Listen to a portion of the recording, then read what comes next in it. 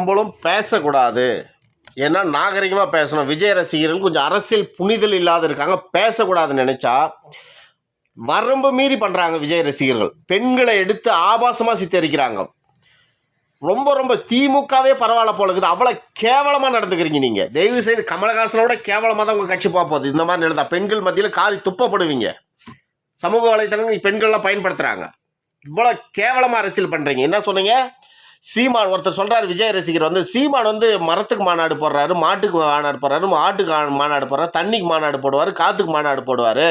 அதுக்கெல்லாம் ஓட்டு இல்லை, இருக்கிற ஓட்டையும் தொலைச்சிட்டு நெடுத்தருவில் வந்து நிற்பார். சீமான் நெடுத்தருவில் நின்றாலும் அதை பற்றி கவலைப்பட மாட்டார். அவருக்கான தமிழ் தேசியம் விதை அங்கேருந்து முளைக்கும். நடிகர் விஜய்க்கு முளைக்குமா? அவர் எங்கே பூர்வீகம்? இலங்கை தானே. இலங்கை தானடா பூர்வீகம். தமிழ் பெண்களின் தமிழர்களை கொலை செய்து வெட்டி வெட்டி வெட்டி கொலை செய்த கொலைகாரன் பண்டாரன் நாய்க்கர் சமூகங்கள். தமிழ் பெண்களை கற்பழித்து கொலை செய்த கொலைகாரன். அந்த கொலைகாரன் ரத்தம் தான் விஜய், விஜயோட அப்பா. இது எங்களுக்கு தெரியாதா? ஏன்னா அவன் வந்து விஜய் பொண்டாட்டி யாருன்னு தெரியாதா?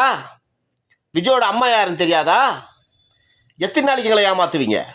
இவர் சொல்கிறார், நான் பிள்ளை, எந்த ஜாதி பிள்ளை? பிள்ளை என்னடா பிள்ளை? கருணாநிதி வந்து வெள்ளாளன் ஆகிடுவான், ஜோசப் விஜய் வந்து வெள்ளாளன் ஆகிடுவான், விஜயோட அப்பம் பிள்ளை ஆகிடுவான். எத்தனை ஜாதியை வச்சுப்பீங்க? நீங்கள் பிள்ளையா? நீ பிறந்த தங்கச்சி மடத்துக்கு போய் கேட்டால் அந்த மாதிரி ஒருத்தன் இல்லவே இல்லைன்ற. நீ இளைஞர் வந்த கூட்டம் ராஜபக்சோட சொந்தக்காரன் அப்புறம் தான் தருது. நீ எத்தனை பேர் ஏமாற்றுவீங்க எங்களை? நீங்கள் எத்தனை பேர் ஏமாற்றுவீங்க? சீமான் கால் கட்டவரல் மயிறு கூட விஜயால் அரசியல் பண்ண முடியாது. இனி அரசியல் பண்ணுறதுக்கான தகுதி விஜய் கிடையாது.